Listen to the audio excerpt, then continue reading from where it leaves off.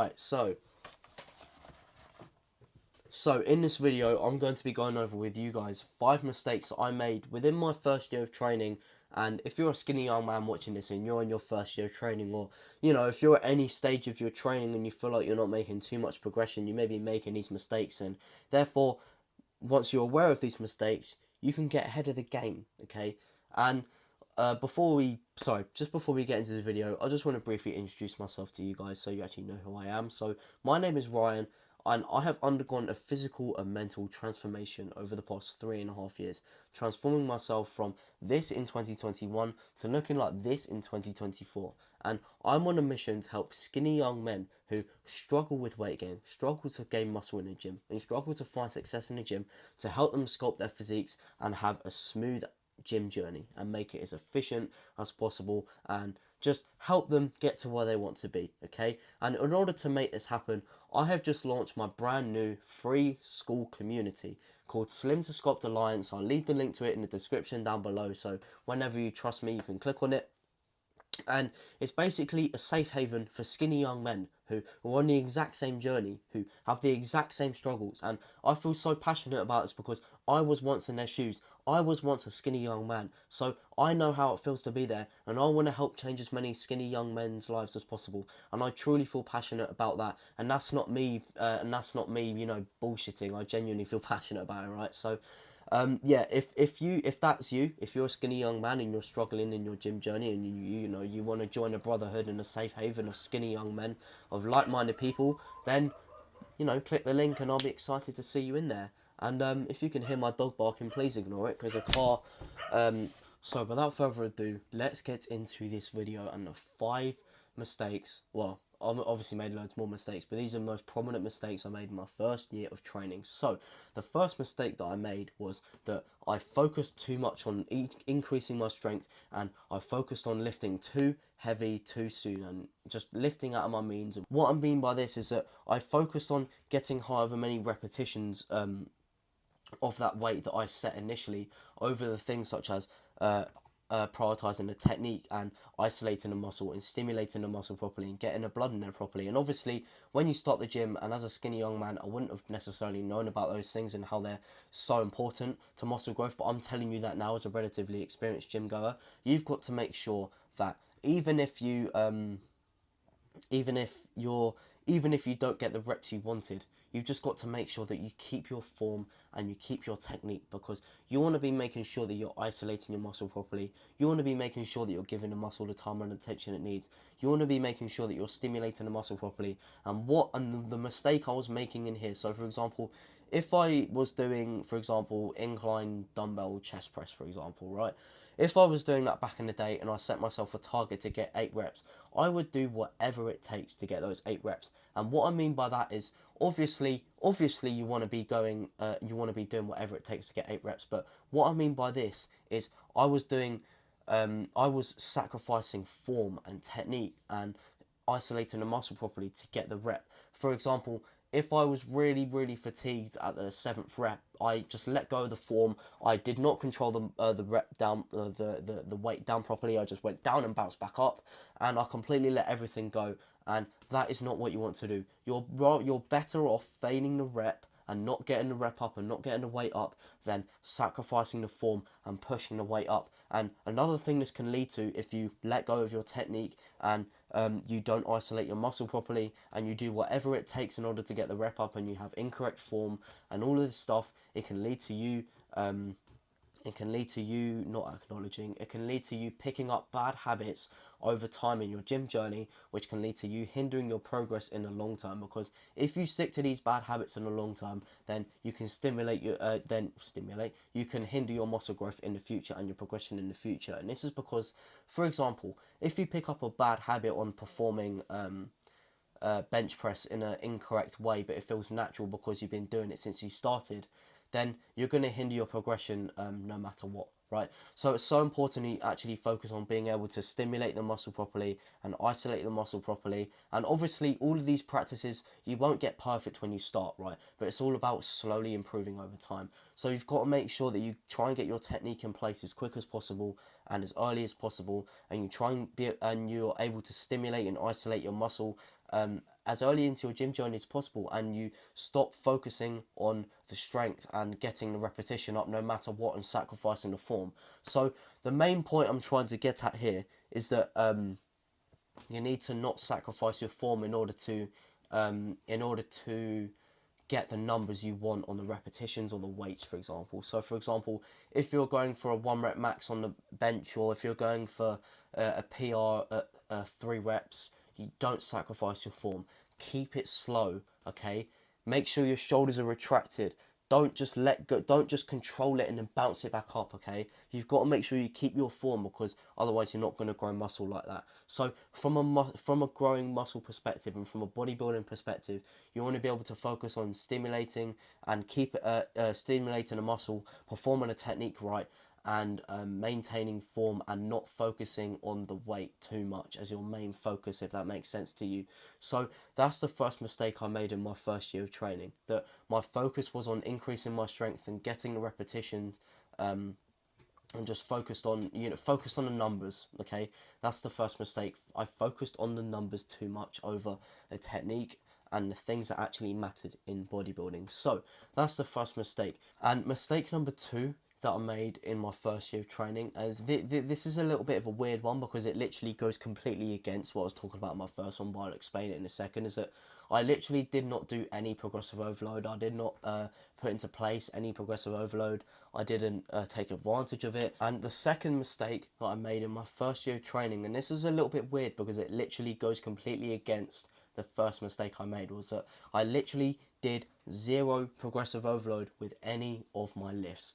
And you may be thinking, but my main focus was strength. Yes, it was my main focus. My main focus was the repetitions, but I didn't progressively overload properly. And this is really bad because without progressive overload, how do you think you're going to stimulate muscle growth? Because when you progressively overload, when you try a new weight that you've never tried before, most obviously you've got to keep your technique, and you've got to make sure you perform the exercise good first, and you've got to make sure that you isolate and that you stimulate your muscle properly first before you move on to increasing the weight. But when it comes to progressively overloading, along with having good technique, isolating your muscle properly, stimulating your muscle properly, and all of that stuff, that leads to muscle growth, right? Because you micro tear the muscle fibers more inside your muscles, therefore they've got larger repairs to undergo, therefore that leads to muscle growth. And without this, that can't happen. So it's so important that you take advantage of progressive overload. And I remember, and for example, I didn't take advantage of this. I remember I was stuck on,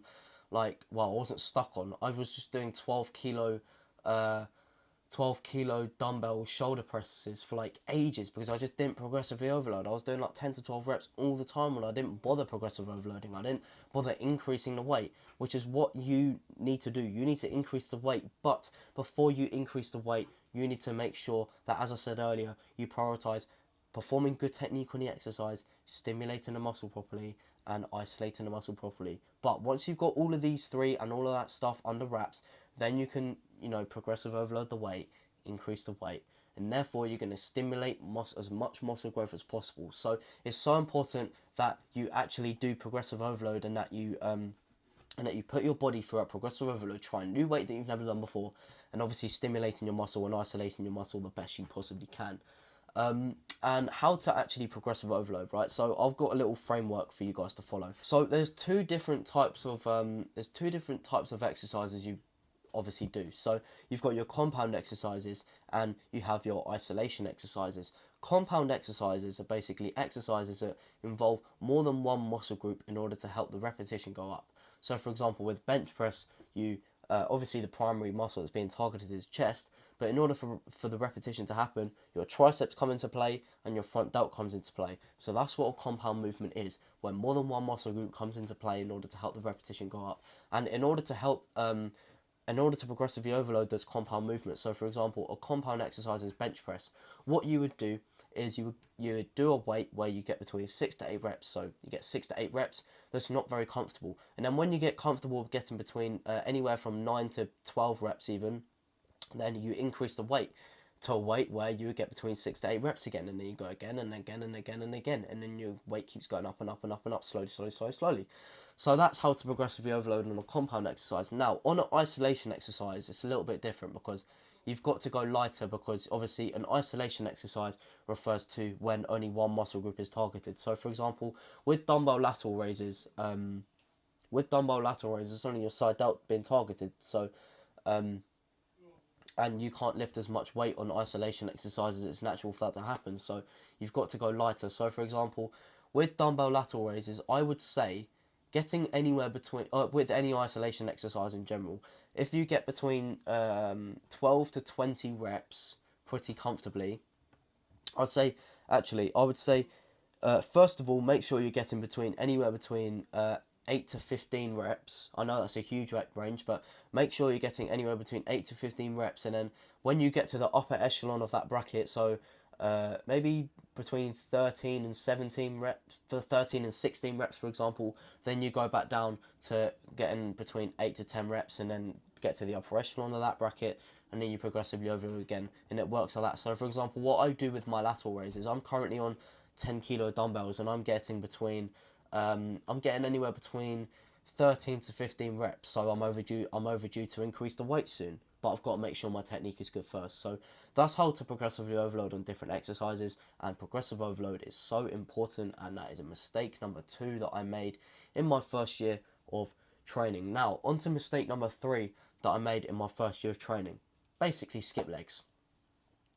I know you're probably calling me an absolute donkey, and I do regret it as well.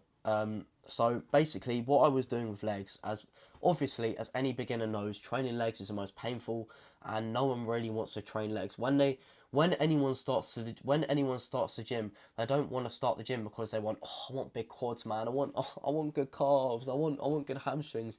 No one really wants that. Everyone wants a good chest, arms, back. You know, not many people naturally enjoy training legs, and it's pretty rare to naturally enjoy it, but you've got to be able to embrace it, right? When I started my gym journey, I was either not showing up to my leg days, leaving halfway through, and not training intense enough, which led to me literally basically skipping my legs for the first year, which led to if you don't train legs as well, this is what will happen. Your physique will be disproportionate, so you'll have a bigger upper body, and you'll have a shit lower body, and it will just not look good, right? You're going to miss out on the mental toughness and the disciplinary benefits you receive from training legs, because as I said, legs is the hardest and most painful thing to train by far, and it's the most painful group of muscles to train by far. So you miss out on that mental toughness and that discipline, which actually helps you train upper body. Therefore, and this is because when you have that mental toughness and that discipline, you literally discover, and you truly discover, a new realm of pushing yourself, and you go beyond your physical barrier. You go beyond your mental barrier, and you go beyond your pain threshold, and you take this into when you train upper body, and you can push your muscles harder. Therefore, it helps your upper body. It helps your upper body sessions become more efficient, and you can push harder. So you miss out on those mental toughness benefits and those personal growth benefits. And because of these mental toughness and these disciplinary benefits that you receive from legs, and that I've received from legs when I started training them, it has genuinely changed my life, because you can take this mental toughness, and you can take these disciplinary benefits you receive from training legs into different avenues of your life. For example, you study when you don't want to before you've got exams. For example, you show up to the gym when you don't want to. For example, you still put in the work at your job even when you don't want to. For example, if you've got a business, you still put in the exact same effort every single day, whether you feel like it or whether you don't like it. Doesn't matter, mate. You still fucking show up and you do the fucking work, okay? And that's what skipping, and if you skip legs, you miss out on that. And genuinely, training legs has changed my life. As weird as it sounds, it has changed my life. And I've made another video about why legs is so important, and you can go and find that on my channel as well. So that is mistake number 3 that I made when I started my gym journey in the first year of me trainings. Moving on to mistake number 4, when I started training in my first year of training. Sorry, I'm a little bit slow today. My diet was inconsistent. Okay, so what I mean by this is I wasn't in a calorie surplus consistently, because remember, I was skinny and I needed to bulk.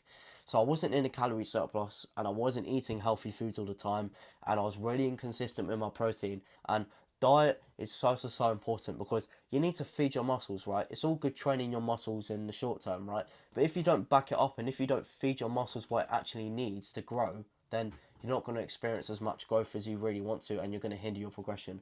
So it's so important you actually back up the training with the diet, and you consume the protein, you consume the carbs, and you consume the healthy fats. And another thing, and other things that diet and good diet and healthy diet leads to, is you're going to have a boosted recovery, right? Um, if you increase your protein consumption for the day every day, then your muscles are going to recover quicker. And I won't necessarily go into the process of how that happens, because that's a little bit complicated. But just know that if you stay on top of your diet, and you keep a healthy diet, and you're in a surplus every day, for example, then you're going to increase your rate of recovery. Therefore, you can train harder, and your body is going to be less sore all the time, which is obviously good, right? And obviously, your overall health, and how healthy diet doesn't just change yourself physically, it helps your mental clarity, and it changes your life as well. Health is wealth, you know what they say. So that's the fourth mistake I made throughout my gym journey. And now onto the final one. This may not seem as big of a mistake, but I'm telling you, in the long term, if you don't prioritize this and you don't look after this, then it will be a big mistake, because it's going to cost you months of training, okay? So when I started the gym, I neglected warming up my muscles before my sessions, and I just went straight into it. And this is probably the worst thing you can do. It may not seem like it, but it genuinely is, especially at the start. And I'm so lucky, and I'm so grateful that I didn't injure myself really badly at the start of my gym journey, because obviously when you're at the start of your gym journey, you don't necessarily know the right techniques, you don't necessarily know what's safe and what's not. You're still finding out these things, you're still gaining these early experiences. So you're naturally more vulnerable to injury at the beginning, because you don't know how to take care of business. And obviously, as I said, through gaining experience down the line, you know how to take care of experiences. So it's so important to actually prioritize warming up before your sessions. Literally just 5 to 10 minutes. If you're doing legs, just start a 10-minute walk, or a fast walk on a treadmill. Get the blood in there. Do your quad stretches, do your hamstring stretches, warm up your hips, do some leg swings.